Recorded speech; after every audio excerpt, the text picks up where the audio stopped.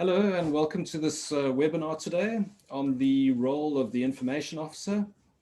It's really nice to have a webinar like this. I can see we're already at 160 people coming in.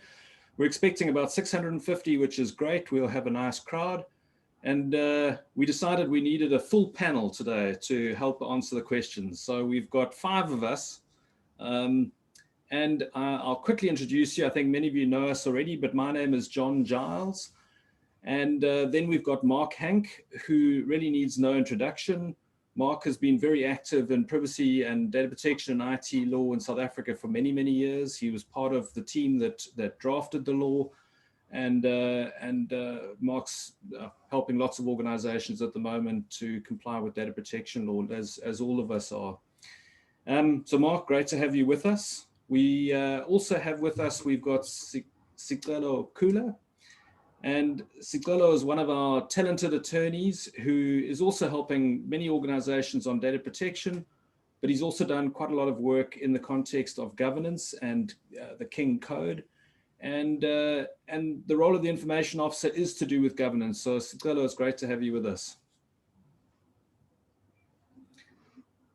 And then we've got Kevin Houle, another one of our attorneys. And Kevin, he has been working with many clients, helping them on issues around information officers. So he's here to answer the really difficult questions and keep us entertained. And then finally, but not least, we've got Jared Straden, one of our attorneys. And Jared has also been working in various workshop situations with clients and assisting in many different ways. So Jared today is playing the role of monitoring the questions that come in and helping to answer as many of those questions as possible. So welcome, Jared. Great. So I see there's a question already. I'm afraid we're not making a copy of this available. We are recording it, but it's only the recording will be made available to members of our program. We're not making it available to the general public. But today's webinar is for the members of our program and the general public, because we've just had so many inquiries around the role of the information officer, so many questions that we felt we needed to have this public session to really try and answer as many of those questions as possible. And many of those questions were triggered by the information regulator publishing their guidance note on information and deputy information officers. And so that also raised some really interesting questions. There was there's some guidance in there that we weren't expecting. And so we've updated the material on our website, but there are many things that we need to chat about in that context. So the agenda for today is really, we thought we would present as a panel to you for about 30 minutes. We thought we'd cover some of the key concepts, but then for the final 30 minutes, and we want to keep today to about an hour, we felt that the second half would really be driven by your questions. So we'll then switch across to questions and have a look at that. And really, in terms of agenda as well, we will give you a bit of background, and then there are 5 actions we believe you should take, and we're going to look at those 5 actions. Please ask us questions. You can do it through the Q&A box, or you can do it through the chat as well. Either works. But if I can ask, please keep your questions specifically to the role of the information officer. You might have lots of questions, and we have many sessions and lots of information dealing with various different aspects. Today, we really want to focus on the role of the information officer. And try and ask your questions in the order in which we deal with the presentation in the first half hour. It just makes Jared's job a lot easier of trying to group questions so that we can tackle as many as possible. We might be able to stay on a little bit at the end and carry on answering questions if there are lots of questions, but let's try and stick to an hour. It's a nice period of time in order to tackle things. All right, anyone like to add anything from the panel before we get going? John, there are a few questions that have already come in. I think a lot of these questions will be answered through the session. So probably it would be best that we just hold the answers to these questions, and let's get on with the panel discussion, and then deal with the questions. We will have people making sure that the themes of those questions are properly dealt with through the course of the seminar. Thank you. Thanks, Mark. Yeah, and I agree. There's a lot of information on our website, and we've been updating that information in preparation for today. So what we'll also do is, if you raise questions where the answer's on the website, we'll send a link to you that will give you the answer to that question. I think today isn't about presenting the information that's available or that's on our website. It's really about engaging on key topics and discussing those topics. And so I agree, Mark, I think we should do that. But I'd first like to quickly launch a poll to get a little bit of a better idea of the audience. So if you wouldn't mind answering this first question, and I'm going to launch a number of polls ready to check that you're paying attention during the course of the next hour, but also to make this interactive and to enable us to know our audience and speak to our audience. So this is the first question. How many employees do you have? It's always interesting to see who's on the call. And I think at the moment, it looks like most of you are larger organizations, but one of the key challenges for smaller organizations is that this is more red tape, and we'll chat about that. So I'm going to be quick on stopping the polls because of time. So I'm going to leave it there. Most of you have voted. But if I share the results, most of you are between 6 and 50. So many of you are actually what we would call small organizations. But then 20% is medium and 30% are large. And that does have an impact on the discussion that we'll be having. Then the next poll that I would like to quickly to run is, what's the impact of data protection on your organization? And I think this is relevant because the higher the impact and the larger you are, the more the issue of the role of the information officer is relevant to you. The more you're going to be looking at, well, do I need multiple? Do I need to delegate some of the role? So that's why I think it's a relevant question. So we're looking good in terms of votes. I'll give you just a few more seconds. And really the main winner is most of you are saying high. 60% of you are saying high, and then medium. So that makes sense. It's generally the organizations that have high impact that would be interested in attending a session like today. All right, let's also, so one more question, and I think this is really an interesting one, is what is your role in the organization? Let's get a feel for who's here. Yeah, always interested to know. And I'm expecting there to be quite a few information officers or deputy information officers, because obviously that's what today is about. But let's see, it could be a spread of people. Yeah, so we've got a spread. I'll show you the results now, but there are a lot of information officers and deputy information officers. There are also a few heads of the organization, some from the governing body, legal, compliance, quite a few compliance. And I'll just quickly share those results. So compliance is the winner, but there are multiple other people as well. Okay, great. So let's leave the polls for the moment. And I'm now going to go across to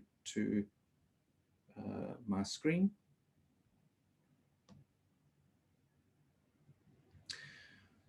All right, great. So this is our presentation, and we are going to dive into the step relating to plan, because that's where we tackle getting governance right. And for us, there are multiple aspects to getting governance right, but today we're specifically talking about the information officer. So not the data protection officer, not the representative, specifically on the information officer. And the three planets at the top are some of the background. And then along the bottom are the 5 actions we believe you should take, which is to appoint your officer, register them, train them, resource them, and then communicate who they are to the rest of the organization. But let's start over here by looking at, by default, everyone has an information officer. And it's actually the Promotion of Access to Information Act that says that that's the case. So it's POPIA that says that everyone has an information officer, and you can figure out who it is by looking at that law. But essentially for a private body, it is the head of the body. And so it would be the CEO or the MD. It's almost the executive head. For a public body, it gets a little bit more confusing, and POPIA goes into quite a lot of detail about who that person could be. But essentially it's the head, but public bodies, it's different people in different contexts. Then the next question that comes up and people often ask is, well, John, yes, Mark? just to mention that in the guideline that has been prepared by the regulator, there is a table that sets out for public bodies quite neatly who the information officer is by default in those public bodies. So that's just a useful resource if you're a public body in establishing who the information officer might be by default. Thanks, Mark. That's a great point. And here's the table there that you can see on my screen at the moment. Yeah, great point. Thanks, Mark. So the other question many people ask is, well, is anyone exempt from having an information officer? And the short answer is nobody is exempt. Everybody has one by default. So it's the default position. We then get to, well, does everyone need to register that person with the regulator? And we were hoping in the guidance note that certain people didn't need to formally appoint and register the person. But the guidance note hasn't exempted anyone, which we think is crazy, because it means that a street vendor selling tomatoes has to have an information officer and needs to register that person with the regulator, which just seems crazy. But that's the position at the moment. So you all have one by default. And what we often find is that the default information officer doesn't know that they're it. And therefore, we often suggest that you brief them to explain what the role is and that they are by default the company's information officer.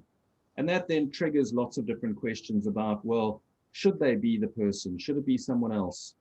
And who should that person be? All right, next we thought we would tackle the responsibilities of an information officer. And they have certain responsibilities under POPIA, which is summarized there. And remember, this has been the case since 2002, so it's almost 20 years that everyone's had an information officer who's been responsible for certain things under POPIA. When POPIA came along, Parliament thought, okay, well, who are we going to make responsible for POPIA?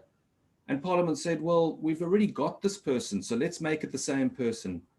And it makes a huge amount of sense, because access to information and protection of personal information are two sides of the same coin. And the regulator deals with both. Having an officer who deals with both also makes a huge amount of sense. But their responsibilities under POPIA are quite extensive, from encouraging compliance to developing and implementing a compliance framework, to ensuring that personal information impact assessments are done, to running awareness sessions. They have significant responsibilities under POPIA, and it is a significant role.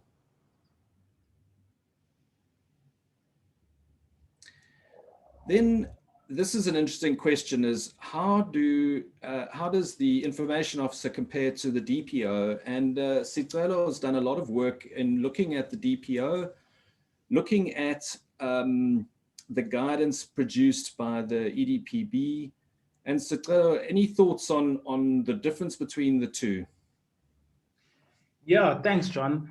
I mean, it's quite interesting because there are certainly a lot of similarities, but the one immediate difference that I can think of is that under the GDPR, not all organizations are required to have a data protection officer, some are exempt, whereas of course under POPIA, everyone has an information officer by default. And then also just in terms of the independence of the data protection officer, the fact that you can't dismiss them for doing something related to the role of the data protection officer, there's a difference in that regard as well. And I think in many ways, one could say that the data protection officer is almost more empowered to do their job, and there's more responsibility placed on the governing body to assist the data protection officer to do what they need to do to help the organization comply than is the case under POPIA.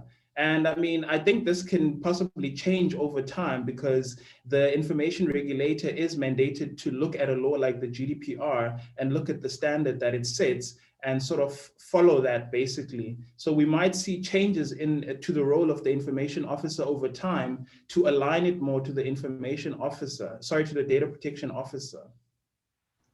Perfect, thanks, Attila. And Mark, I know you've got some thoughts on this topic as well. Yeah, the fact of the matter is that under the GDPR and the way that the law is developed in Europe, particularly in jurisdictions like Germany, there is a far greater emphasis on the independence of the data protection officer. So in many instances, the data protection officer in those countries is actually independent, whereas the guideline indicates expressly that the data protection officer, or sorry, the information officer rather in South Africa should be an employee of the organization. And I'm, I certainly, we've said to clients that we don't think initially that this should be something that is outsourced, particularly where you're implementing data protection for the first time, because you need somebody that actually knows and understands the organization and how they process information. And that's unlikely to be somebody who comes from the outside. But the point is that the question of independence is something that we're seeing gain more relevance in how data protection officers are working. So it is likely, I think, that this will be reviewed in the future. And I'm also not 100% certain that the information regulator actually has the power to regulate that this person should be employed by the organization. So I'm not sure what the status of that guideline is, but you could, for instance, have a situation where you have a person who, within a group, who is an information officer, has all the right qualifications, can do the job really well, understands different divisions of the organization, but might not be employed by a subsidiary or a particular division within that group. And I don't think that it was ever intended that a person of that nature should be disqualified from actually fulfilling the role. So this is a question that I think is probably going to require ruling from the regulator in some instances. And certainly I've already advised some of my clients that they might apply for a ruling in this regard. Thanks, John. Thanks, Mark. Yeah, that's one of the key issues that surprised us with the guidance note, was that the person needs to be an employee, and it does raise various issues for some organizations. I mean, if you think of an organization that has very few employees, for example, a property holding or investment company or a pension fund, some of them have virtually no employees. So what do you do in that sort of a scenario? I think that possibly what the regulator was saying is that the registered information officer needs to be an employee, but that doesn't stop an organization from contracting with someone else to provide some of the responsibilities. And I think that's what might end up happening, is that in a pension fund, for example, you'll have the principal officer is the default information officer. They would be registered as the information officer with the regulator, but they might contract with somebody, not outsourcing the role or appointing somebody else as the information officer, but subcontracting in a way or delegating some of the responsibilities to somebody who's not an employee. So that's an interesting debate, and we can chat more about that. But let's keep looking at the role in a few other contexts. So let's go back to our presentation. And I think the next key point for me was to say that The information officer really needs to be a champion of privacy and data protection and not the police. They're not a police officer. So they should be explaining to people why it's important, making it relevant in organizations, and really championing the cause within organizations. All right, so those are the responsibilities of an information officer. And then we get on to, well, who should it be? And this is a big question, and we've had lots of discussions about this. But maybe let's talk a bit about some of the key concepts. We'll then discuss it in more detail with the questions in the second half of today. So the first is, what qualities or qualifications do they need? And it's not specified that they need any formal qualifications, but we made this list here of really what we think some of the qualities are of an information officer. And Mark, do you want to chat through these aspects? Yeah, thank you, John. I think that one of the very important things is that there has been a temptation to see this as a sort of an administrative role, and it is really not an administrative role. The point is that data protection is very much the way that business is going to be dealt with in the future. It's very much part of a business, any modern business, and we all know that we're in the information age, as it is called. And we need to ensure that personal information is properly protected. So I believe that it is something that requires proper attention, proper governance, etc. And you don't need somebody who is purely an administrator. You need somebody who can actually change the culture of an organization, and that comes through leadership. You need somebody with communication skills, obviously, to be able to do this. And I think that you need an understanding of data protection legislation. You don't have to be an expert. The legislation is really not that complex. There might be some intricacies in it, but 90% of it is actually quite straightforward. And somebody at a reasonable level in an organization probably has the skill to embrace that quite easily. Far more important for me is that they have an understanding of the business, they have an understanding of how information is processed, what is important in the business, etc. And again, one of the temptations that we've seen is that this role is provided to somebody in IT. Now, I don't necessarily agree with that. I'm not suggesting that we disqualify anybody in IT, because it may be that that person has the right other qualifications. But remember, IT are essentially the plumbers. They provide the infrastructure for the flow of information. It is the business that is responsible for the information that flows within those pipes that the plumbers provide. The plumbers must make sure the pipes don't leak, that when they open at a particular time, that the right information flows, etc.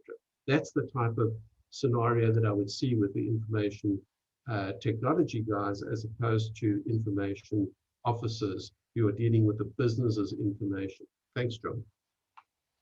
Yeah, thanks, Mark. And for me too, there are two components of what they need. The one is they need to know about the organization and the industry that relates to that organization. And then they need to know data protection, the law, POPIA.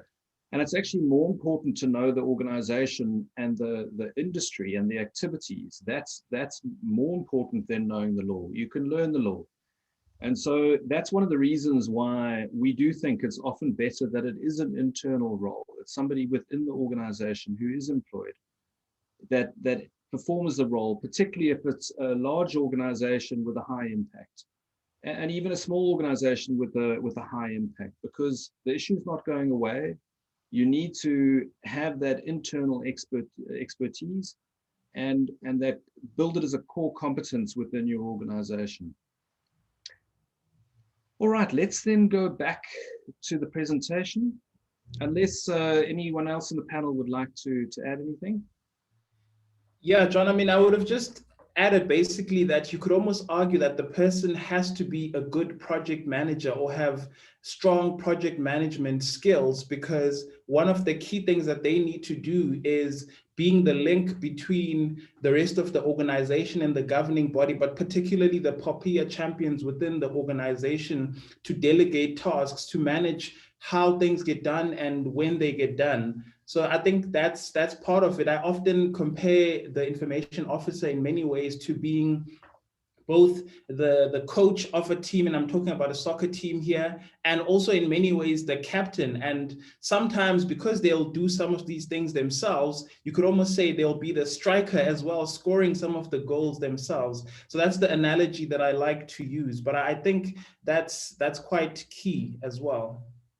I agree, but is the soccer team in the European Super League or not, is the question that I'd Oh like my goodness, don't even get me started on that. Yeah, we could talk for days about that, but yeah. All right, let's go back to the presentation.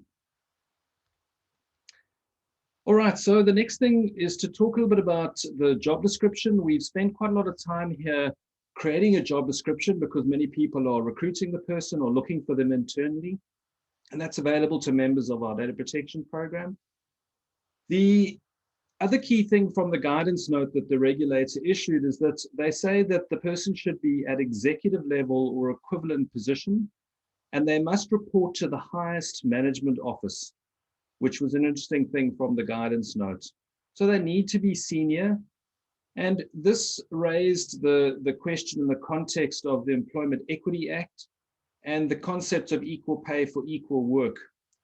And we have these 7 occupational levels. And the question is, well, what level is the information officer going to come in on? And this then also relates to what are you going to pay an information officer? And are you able to justify what they're getting paid based on a framework like this? And essentially, we think that based on the regulator's guidance, that the information officer needs to be at a level 5 or 6. The regulator mentions senior management in particular, and it's if we look at in terms of the critical factors, there's 41% creative, 42% influence, and 17% routine, which feeds into what Mark's saying about that it's not an administrative role. There's a lot of creative and influencing that needs to be done, and it's a senior role, and they need to be paid accordingly to that role. All right, there are many other interesting things to talk about there, but let's leave it there for the moment. So the next thing to come on to is, okay, well, what sort of structure are we going to have? And are you going to have one? Are you going to have many? How would this actually work? And the simplest way of looking at this is to have the default information officer, who is the head. Let's just say that's the CEO. And they would designate or delegate it to one person who is responsible then for POPIA and PIA. And I think this is important. For most organizations, the CEO can't do everything. They need to delegate the role to somebody else. But note, it's delegating the responsibilities, not the accountability. So the CEO or the default information officer remains accountable, and someone else might perform the responsibilities. So this would then be the person who is appointed and registered with the information officer, and they might then ask others like Michalsons and others to assist them in performing some of their responsibilities. And that would be in terms of a contract. So it's not appointing someone like Michalsons, the information officer, it's getting the Michalsons or someone else to help the information officer, which is quite an important distinction. John, just on that, there have been a few questions already relating to the issue of accountability and what happens when somebody is appointed as information officer. And this is very important to understand. Really, it is the organization that is the responsible party. Insofar as the legislation is concerned, the information officer, or sorry, the CEO or the head is the information officer. They can delegate that. And if you look at the forms that have been provided by the information regulator insofar as the appointment of that person, you'll see that it also provides for the fact that they can withdraw that delegation or that authority without any difficulty as well, which is important. And it talks to the accountability of the CEO. And ultimately, you know, we in corporate governance, we talk about the board being responsible for information technology and information security and data protection. And that doesn't change. It is a mechanism of dealing with where those responsibilities lie. The fact that the information officer is delegated and that information officer may be registered with the information regulator is ready to facilitate a contact between the information regulator and the responsible party. And make sure, because let's assume that there's a breach, for instance, you want to be able to talk to that person quite quickly. You don't want to be shunted around. And it's important from the organization's perspective as well that that is the case.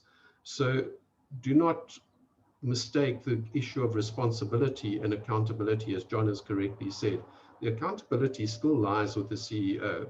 So CEOs, be very careful who you appoint to fulfill your responsibilities, because you do remain accountable. Thanks, Mark. I think that's a great point. And just to add to that is that the regulator in the guidance note sort of highlighted the offenses that an information officer could be convicted of. And I think it's unfortunate because it's very unlikely that an information officer is going to go to jail for committing an offense relating to this. It's much more likely for there to be a fine, and it'll be a fine really for the responsible party, not for the CEO specifically. But there are some risks associated with being an information officer. But as Mark pointed out, it really is the default information officer who is the person on the line, not the designated or delegated one. Yeah, I mean, just a quick thought there. I think also it, especially where, for example, you've decided that as an organization, while you are going to have the information officer, of course, and register them and go through that whole process, you're going to delegate the responsibilities to an outside party. It becomes that much more important to make sure that you really have a good agreement in place that sets out the parameters, clearly sets out what exactly you want this person to help with, and also from a liability perspective to look at how you want them to possibly indemnify you, so that if the regulator does come after you for something that they could have maybe helped you with as part of their responsibilities, then at least then they indemnify you on some level and cover your losses, let's say the fine that you have to now pay because of what didn't happen. So it becomes that much more important, and perhaps to create some sort of reporting mechanism in terms of that agreement where you check in with them. And also from a governance perspective, it also means that as a governing body, you achieve that responsibility or fulfill that responsibility of oversight, ongoing oversight as well, with that reporting mechanism where you check in with this person that you've delegated responsibilities to. Good point. And I've just made a note here that I must check the Michalsons professional indemnity insurance in case we have any clients. But no, it's a point well made. All right, let's go back to the presentation. So we looked at the most simplest scenario. Another way of doing it is having the default information officer, and you then designate one who then again delegates to two deputies, one dealing with POPIA and one dealing with PIA. So you can, for large organizations, split the role between two different people. And that does make sense. And there are quite a few organizations that do have a structure like that.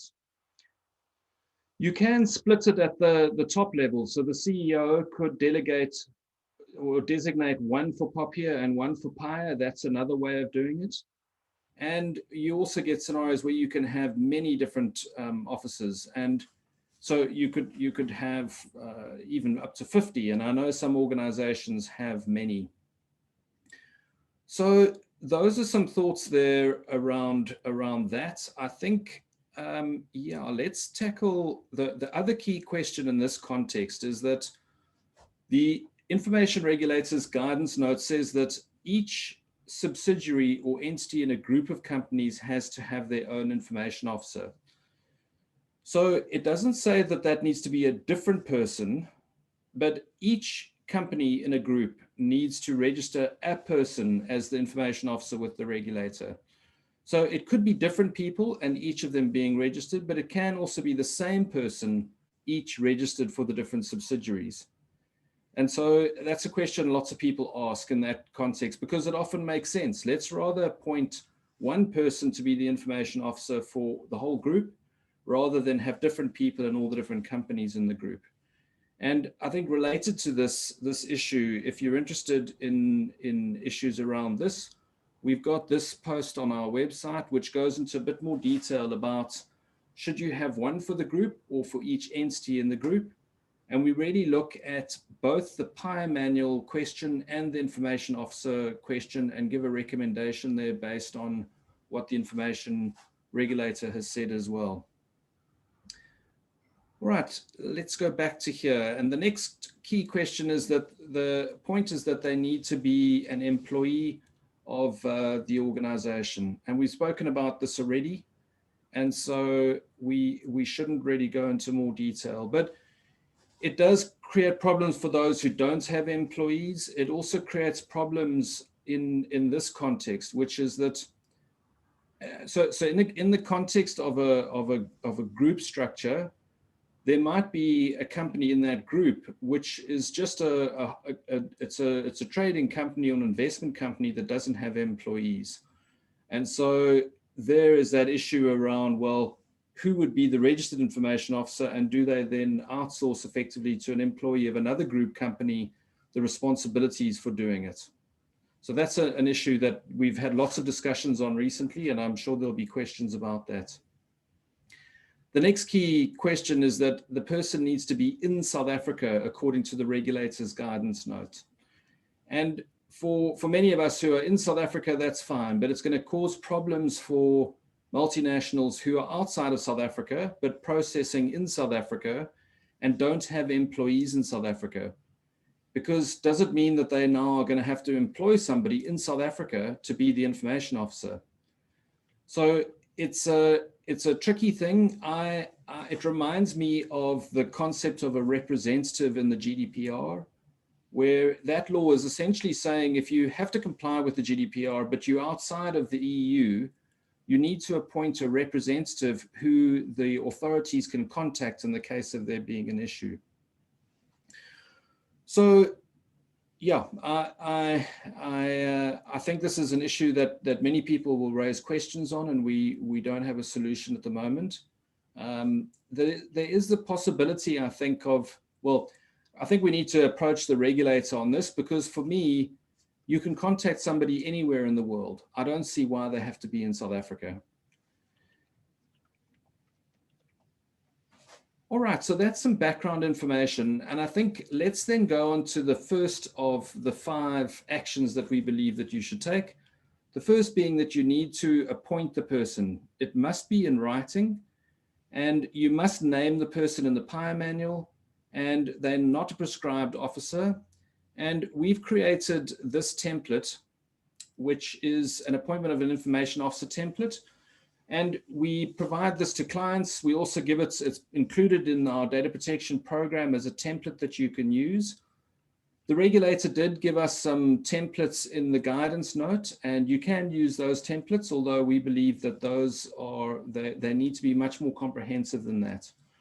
So this is a good example of where what we're doing with our data protection program is trying to do a lot of work on the key things that lots of people need, so that everybody doesn't need to do the work. We do it once and do it really well, and then provide it to many people through the program. All right, so and it must be in writing. It's important to remember that.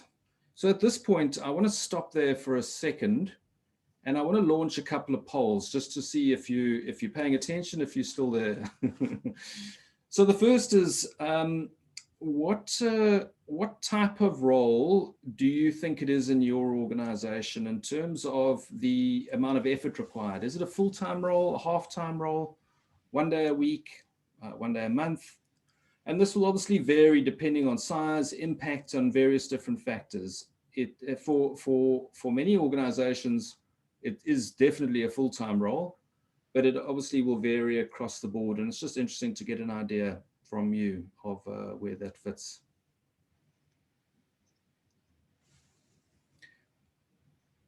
All right, let's leave it there. We've got most of you have voted. I'm glad to see you all paying attention. So most of you, it's for a full-time role, but it is spread across. But for many of you, it is a significant role. And then let's get an idea of, have you, let's go to here.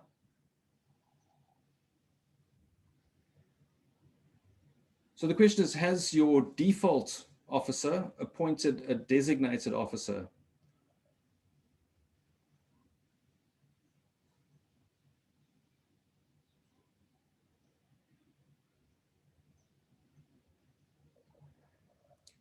Great, so we've got quite an even spread here as well. But I think the key thing for those of you saying yes, but verbally, remember it has to be done in writing. That's what the law says. And so you're going to have to follow that up with a written appointment of that person. And it looks like many of you have done it in writing, which is great. And then the top 14%, if you're just going to stick with the default, you obviously don't need to appoint somebody else. Okay, and then the last question I thought I'd ask is how many officers do you have, or do you think you're going to need? Are you just going to go with one, or do you think you need multiples?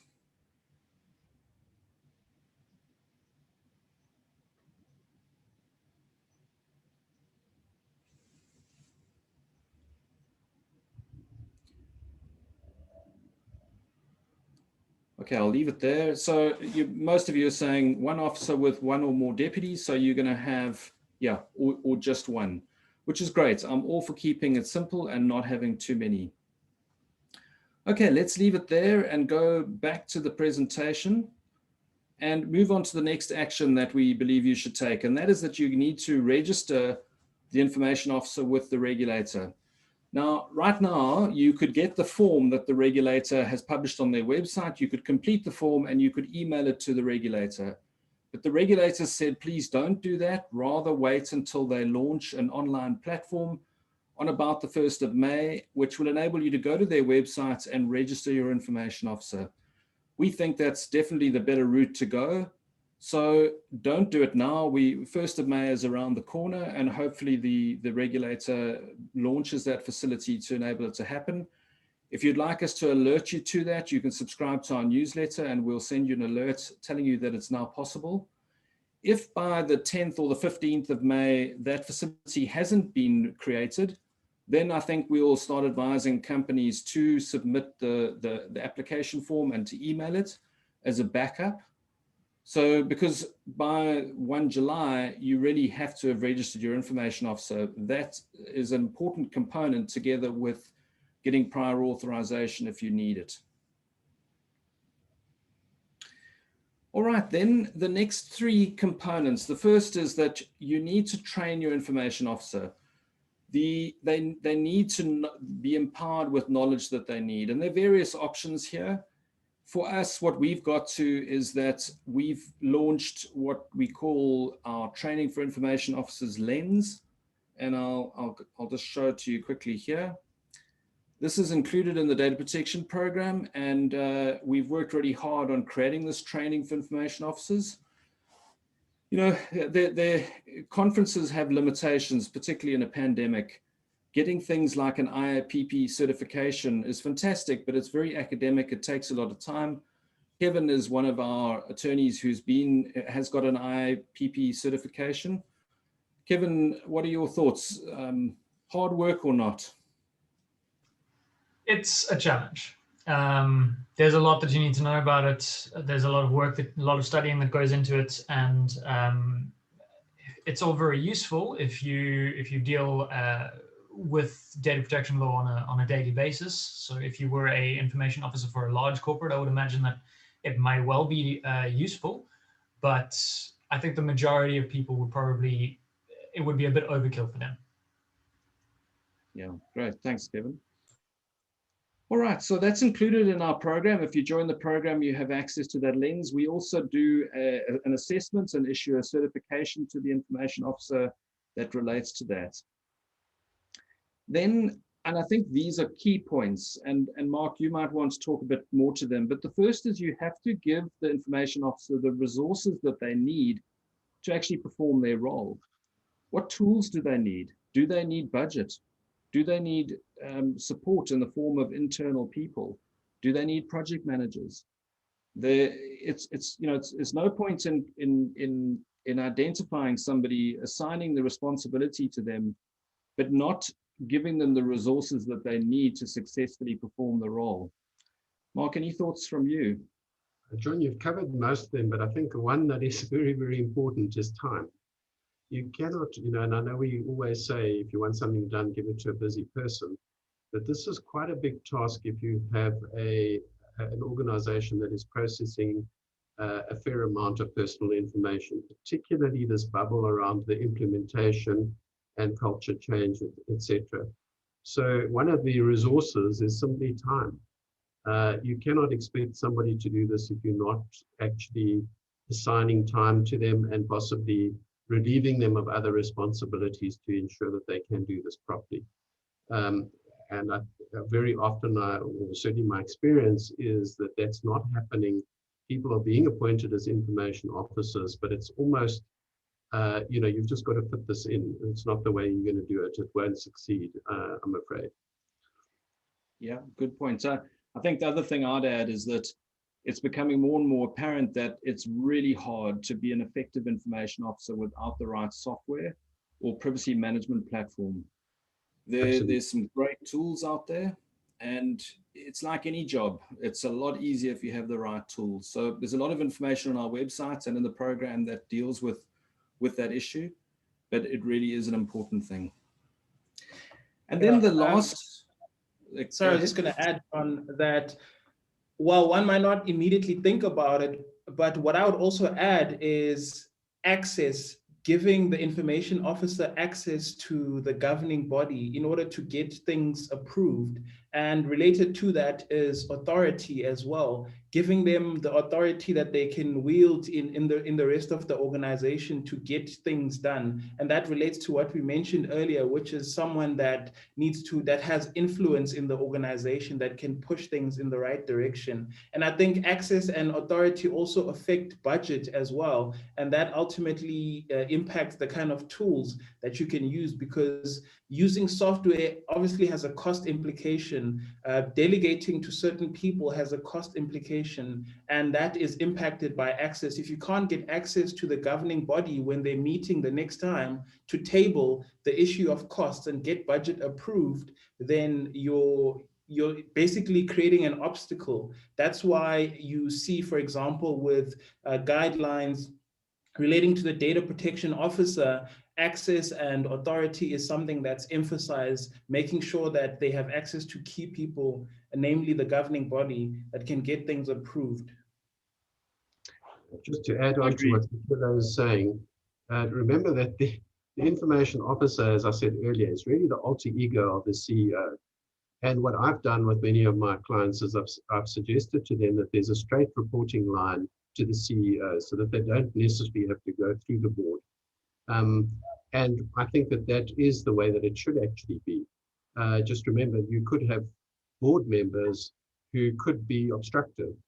And I think that the information officer should be given the authority of the CEO and be able to report directly to the CEO. Thanks. Yes. And connected to that is really the last action that needs to happen, which is about communicating to the governing body who the information officer is, and communicating to the rest of the organization who the person is. Everybody should know. In an organization, you walk in, you say, who's your information officer? They should say, it's Joseph. And it's really important, because in the example of a breach, let's say somebody loses a laptop, that information officer needs to know as soon as possible after the incident has occurred. And so everybody needs to know who the person is. So that's a vital component of it. All right, I see 50 minutes has flown by, and I'm sorry, we've got to some of your questions, but not all of them. So I'd like to go across to Jared and let's see, are there any themes, Jared, of questions that are coming through? Yeah, John, there's a lot of questions that came in. A lot of them deal with the fact that the information officer must be an employee and also based in South Africa. And there's been some interesting practical examples or questions coming out of that. And the one I think that's quite a good one to raise is when the executives are foreign, they're not in South Africa, so they are foreign residents, but the company is based in South Africa. And I think this points directly to the fact that the notes don't explicitly say that the information officer must be a South African resident. Yes. Yeah, so I know there are lots of interesting scenarios, but it's those points that you've raised now are very interesting. They don't need to be a South African resident. But so for me, it's always about saying, okay, who's your default information officer? And let's say that is a German citizen in the EU. So now that person, they can stay the default because they're the head of the body, but they should now designate somebody else to be it. So if they have a presence in South Africa, then it should be an employee who's in South Africa, and that might be quite easy to do. But but in that scenario, I think what often happens is that there's a DPO or there's somebody responsible globally for the privacy program. And really they want that person to be the information officer, but they're not in South Africa. So they're an employee, but they're not in South Africa. And that's where I do have a concern. But one idea there would be for that person who's not in South Africa to delegate just the role of being the registered information officer. So it's like a representative in South Africa. That person can be registered because what the regulator wants is when there's a crisis, they want to be able to look in their database and go, oh, it's that entity, who's registered? It's Joe Soap. What's their telephone number? I'm going to phone them. And so it's almost like the concept of a representative. And so you could assign somebody to perform just that role in South Africa. And so that person knows when the regulator phones them or emails them, they immediately contact the head of global privacy to discuss the issue and work out what's happening. So that might be a solution in that scenario. I think the really tricky scenario is where you've got an entity based in California who processes in South Africa and has no entity here and no employees in South Africa. That's a much more trickier scenario, and I'm not quite sure how to solve that one. Any other themes of questions? John, one of the questions that has been raised, and I think is quite important, is that the Act actually commences or comes into effect properly on the 1st of July. But the question is, if there have been breaches or if you are non-compliant, where does that actually leave you? And I think that what has happened, we saw with the Experian breach that the regulator did get involved, but the regulator cannot apply any administrative fines until the 1st of July in the first place. The second thing is, just remember that the right of privacy does not derive from POPIA. It derives from the Constitution. POPIA gives us the mechanisms to deal with it. So those entities where there have been breaches and they've failed to notify data subjects or the regulator. I mean, the regulator has been quite open about this. They've asked for that they are notified, etc. I think that there should be some care taken, because obviously if you delay in notifying a breach, and remember, notifying the data subjects is really to allow them to protect themselves. So I do suggest to those entities where there might have been an incident, etc., be careful how you deal with it. You might not find yourself in line for a sanction from the point of view of the regulator, but if you haven't dealt with it properly, you might be subject to reputational damage in the media and elsewhere once it becomes reported, or once you're obliged to report it. If you have delayed, it's going to be worse for you. Yeah, thanks, Mark. I think that's a good point. Jared, any other themes of questions coming through? I do see there are a lot. So maybe if we can try and pick out any key themes.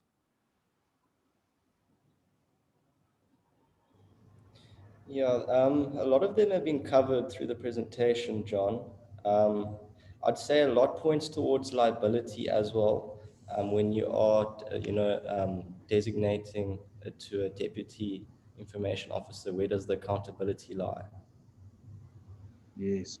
So I think we've tackled that issue in quite a lot of detail. I think maybe just for me to add there to what Mark said earlier is that if you look at the law, it says any person who does X is guilty of an offense.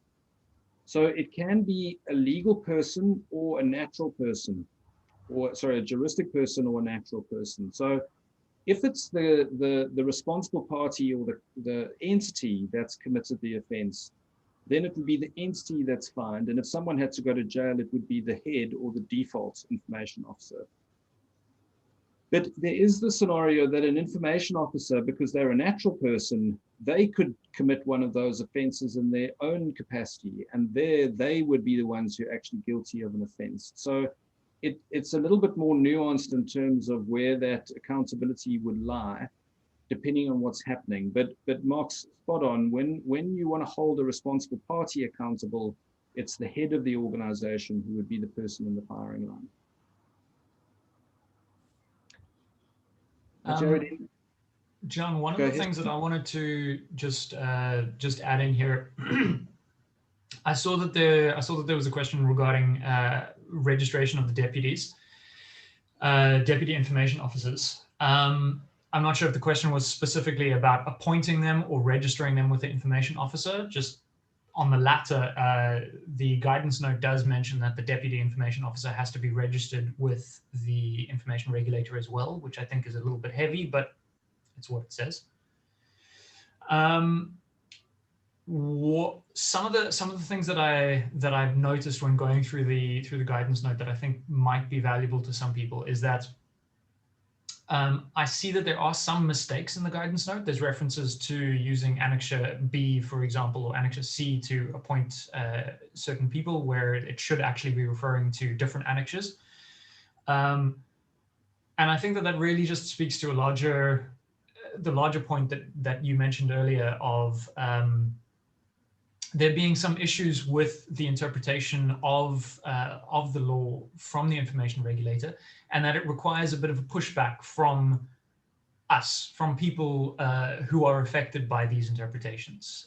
The one thing that really struck me quite heavily is the fact that POPIA was an act, the Promotion of Access to Information Act was an act that was drafted not solely for, but with the primary effect of hitting publicly held information. It was primarily aimed at public institutions, and so a large portion of that act speaks to that and is built for that particular purpose. When POPIA was drafted, they tried to sort of shift POPIA into a public sphere. You can see the wording in section 56 of POPIA talking about appointing deputy information officers by looking at POPIA and making the necessary changes. Now, the necessary changes it's quite a vague term to use, and what is necessary in certain situations can, I think we can maybe use that vagueness to assist us as well, because I mean, there have been a lot of questions asking about employees. In a lot of instances, it would not be possible to appoint an employee to be the information officer. One of the questions that came through here now was talking about a homeowners association in South Africa. That could be a company. It could also be a voluntary association that does not necessarily have employees in a strict sense.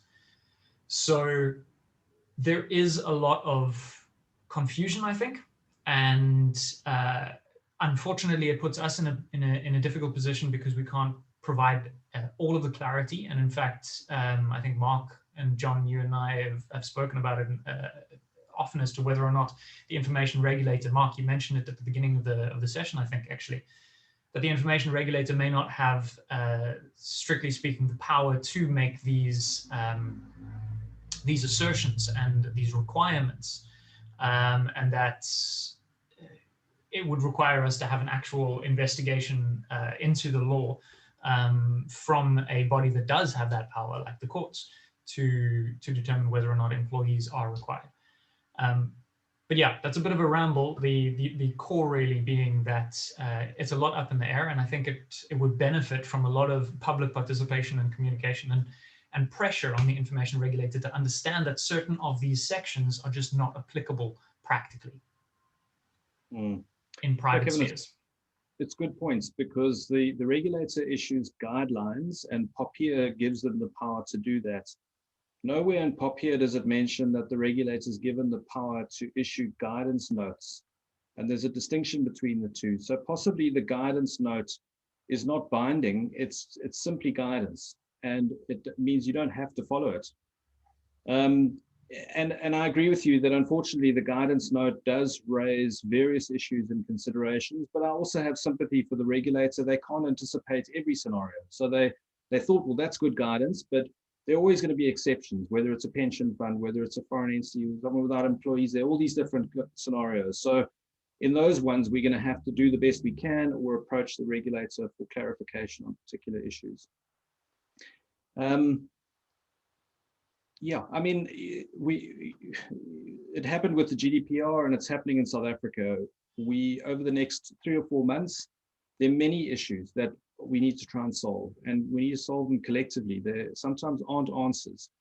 And that's, again, what the Michalsons program is intended to do, is to help us collectively solve problems that are common to all of us through engaging and discussing issues like we're doing now, but also then engaging with the regulator as a group. So it's not one person saying, I need clarification. It's saying lots of people are saying this is an issue. We can then go to the regulator and ask for clarification or guidance on how we should do certain things that aren't clear.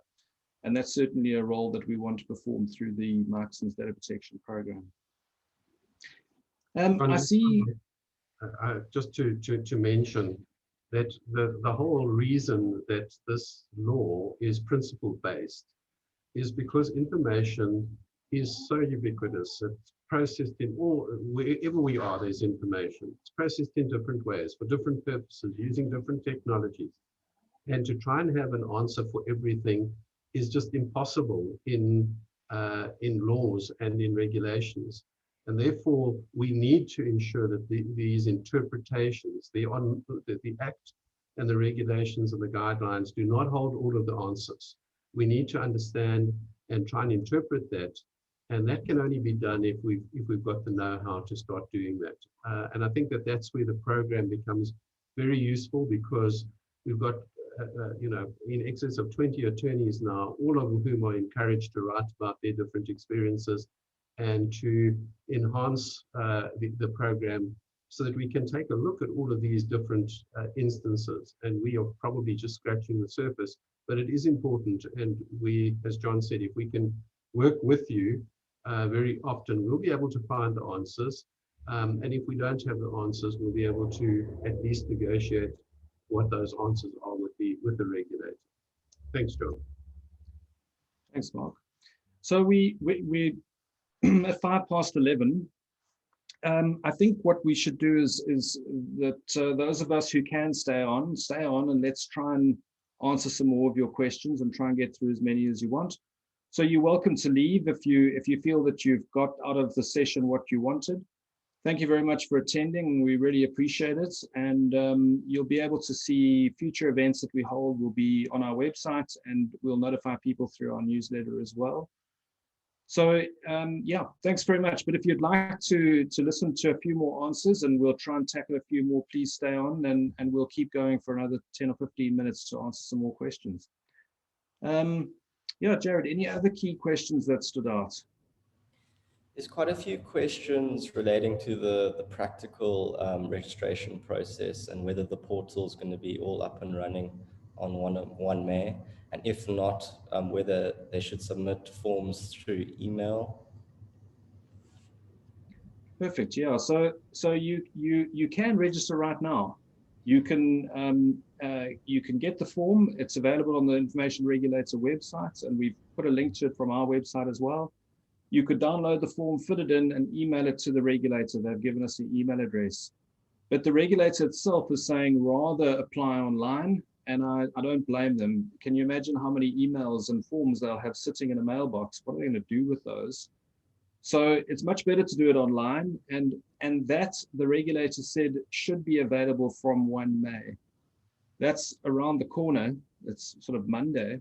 So let's wait and see if it's there, and how long it takes to be there. Maybe it's going to be the 10th of May, but I would wait to do it online.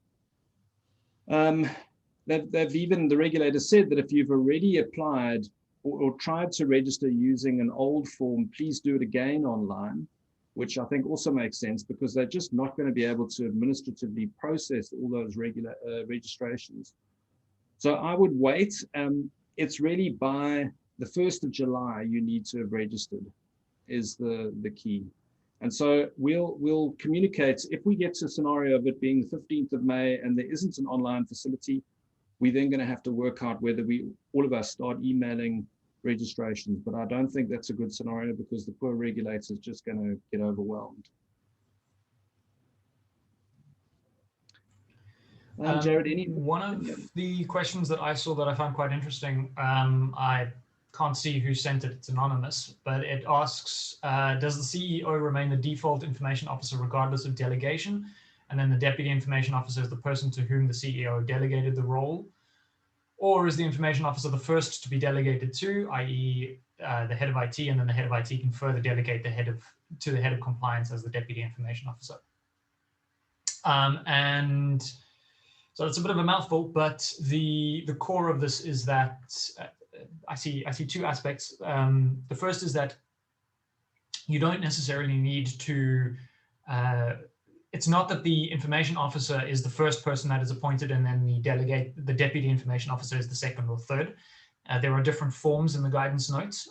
So you actually designate, you're saying that John is the information officer and Mark is the deputy information officer, et cetera, et cetera.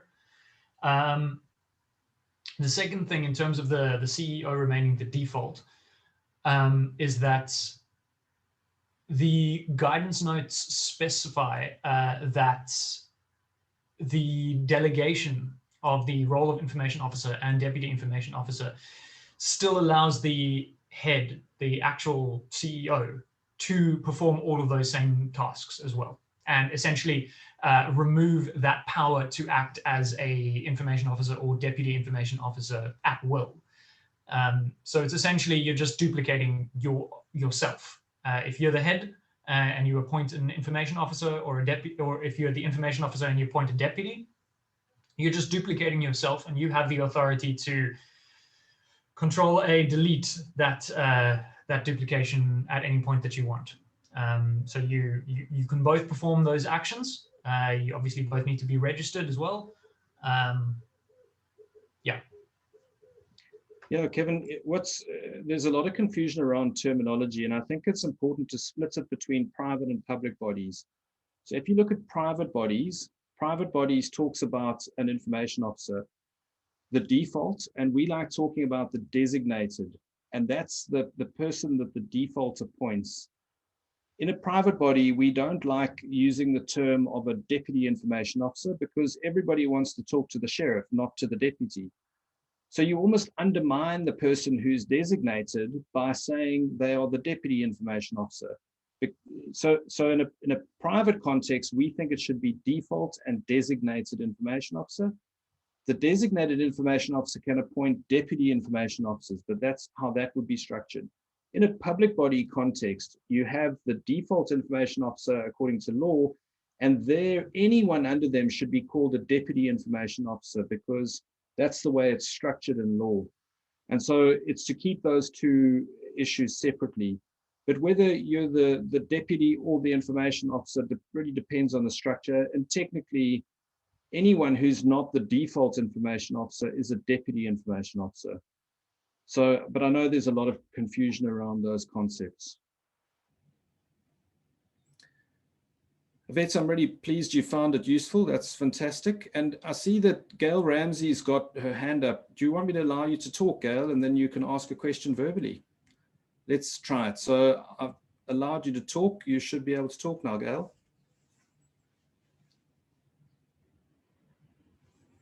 I think, Gail, if you want to talk, you'd need to unmute your microphone.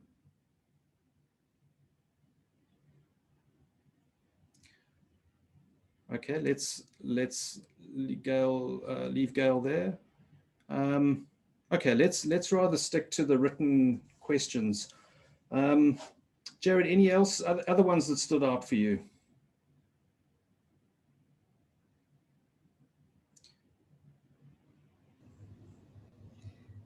Yes, John, there's one regarding a client-agency relationship and how assigning the information officer would work in that relationship. Sure, that's a strange question. I'm not really sure of an agency relationship. Well, I mean, if you think of an agent doing something on behalf of the principal, I suppose you could argue that a designated information officer is the agent of the default. Mark, any thoughts from your side? Yeah, John, I think that one of the things where some confusion has come in, and there was a question relating to brokers, for instance, and whether they're agents. Now, again, the issue, you need to look at the definitions of responsible party and operator. And just remember that brokers are typically independent and agents are typically independent. They are entities that are assigned a particular role by virtue of the agency agreement. So you talk about principals and agents. So it really depends on the nature of the responsible party that's processing that information and the responsible party and operator relationship. So I think one needs to take care with that. I don't think that if you have an entity and you have 400 independent brokers or agents, that those agents are necessarily freed from registering as information officers if they are in fact independent. If they are independent, they are probably responsible parties in their own right. And that entity would probably need to register an information officer. Probably, well, in many instances, it might be worthwhile just getting some advice on this, clear advice, and it will depend on the nature of that relationship. I don't know whether that's helpful, John, from your perspective, or whether you agree with those sentiments, but that's the way that I've seen it and the way that I've advised clients so far. Yes, Mark, I'd agree with that. It makes sense to me.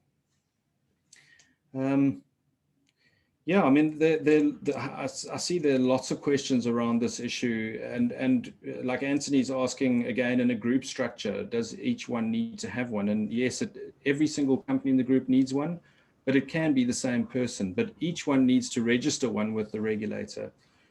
So I think it's, it's each organization's different, and each needs to consider how your structure is going to look, and then put the relevant appointments in place and then do the registrations.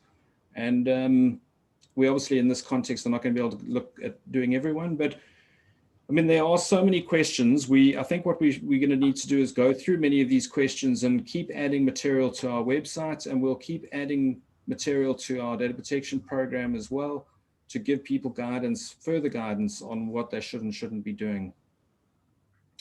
The one other question that I saw was that you should name the person in your POPIA manual, and it should be their specific name, and it should be, it's not the default, it's the designated. It's really the person who someone needs to phone. If they're trying to find someone at X organization, who do they contact? And it should be the registered information officer, should be the person who's in your POPIA manual. All right, we're at 11:15. Is there any other questions, Jared, that you think we should tackle?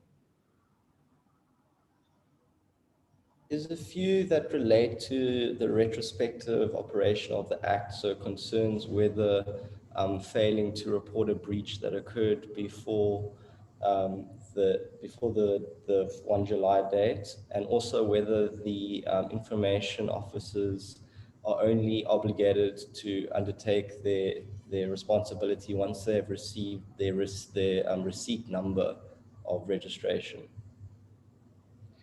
Yeah, I mean, those are good questions, because I think there's confusion created by the guidance note, which is saying that an information officer can only take up their responsibilities once they're registered. But at the moment you can't register because we're waiting for the online facility, but there are all sorts of things that you need to do. So that's one of the confusions. The other is that the regulator mentioned in a covering letter about some other dates that certain things were raised. The way we're looking at it is that there's a grace period until 1 July. After 1 July, there are consequences. It's to try and get as much done now as possible. And really, I would say, identify your information officer, appoint them now, and they must get cracking. There's no time to lose. Yes, they can be registered later, sometime in May, but they need to get going as fast as possible. But Kevin, you had a thought. So I actually know that there is a section in POPIA that talks about how the information officer has to be registered before they can actually take up their obligations. It's not something that just appears in the guidance note. And there is actually a question that I'm not sure if it's Karen or Karen, and I've lost the question now, was asking about pretty much exactly that. Like, what are the consequences of failing to do that? If you don't register the information officer and you haven't sort of received that receipt, what is the legal implication of continuing to process and perform the obligations? From my side, I'm not entirely sure about what that would be. My gut would say that the obligations would then fall onto the default information officer, so the CEO, the head of the organization. What the implications would be for the person that is acting in that capacity as the designated information officer without having been registered, however, that I'm not so sure about. And I don't know if the law actually specifies. Yeah, no, good point. So it looks like we've lost Mark, which is a pity, but I think we're at 18 minutes past 11, so maybe we should leave it there.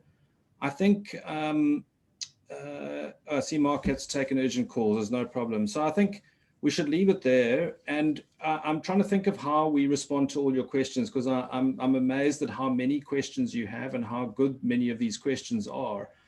And the one option in solving these problems is to approach the regulator. But I know that they are not giving opinions, is what they call. They won't really deal with a single person. So to channel it through us is a good option. So for me, the best scenario would be for you to join the Michalsons Data Protection Program. We have mechanisms through that program for collective problem solving and for answering these questions and dealing with them. Many of them are answered in our program. So please consider joining our program. There's a monthly fee for the program. Depending on whether you're large, medium, or small, the price differs. There are no contracts or binding time periods. You can join for a month and see if it's useful to you. If it's not, you can leave. I think the other option would be to send questions, and I'm hesitant to do this because our support desk is inundated as it is, but you could send questions to support@michalsons.com and we'll try and answer them. But please bear with us. We really are inundated at the moment, and our support desk is swamped with questions. But if that is an option, if you send it to support@Michalsons, we'll try and answer it. And we're trying to answer questions on our website as well. So keep checking our website. We've got an FAQ section, and we are continually updating that with answers as we go. So those would be some of your options. Yeah, I was going to say exactly that, John, that there's the FAQ section that we're continually beefing up as well as we go along and get more clarity on certain issues. And then the other thing is, with the program, there are various lenses that look at data protection in a certain context. And some of the questions that came up were from people representing nonprofits, people representing insurance companies or insurance brokers, and people representing community schemes as well. And you'd see in the program that we have, for example, a lens dealing with community schemes and a lens dealing with nonprofits to look at these issues as they come up in a particular context, so that it doesn't seem like this question that's super unique to you. Likely we would have thought about it in the program and tried to answer it as best we can. Yes, well, that's a great point. If you're a community scheme, it's the same for all community schemes, which is why we built lenses to our program, which you'll really benefit from. So I see I popped a link in the chat to the FAQ page. I've also popped a link into our programs, and you can go and check out our programs there to see if joining would make sense for you. Yeah, I mean, to the members of the program, the recording of today's session will be in the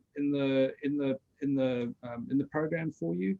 And I think let's leave it there, unless there's anything else that anyone from the panel would like to add.